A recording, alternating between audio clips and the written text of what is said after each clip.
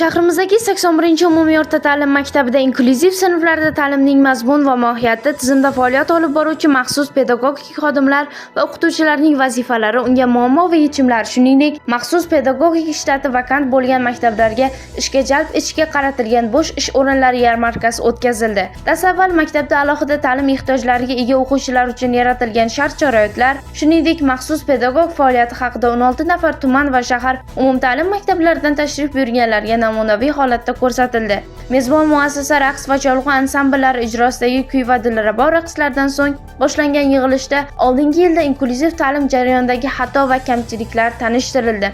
Bundan tashqari, ma'ruzalarda sinflarda maxsus pedagog xodimlar, o'qituvchilarning vazifalari haqida so'z yuritildi. Shu o'rinda tashrif buyurgan mehmonlar o'zini qiziqtirgan savollarga javob topishdi va o'z takliflarini ilgari surishdi. Shu o'rinda bo'sh ish o'rinlari yarmarkasida qatnashgan yoshlar o'z muammolariga e'tiroflicha yechim topishdi.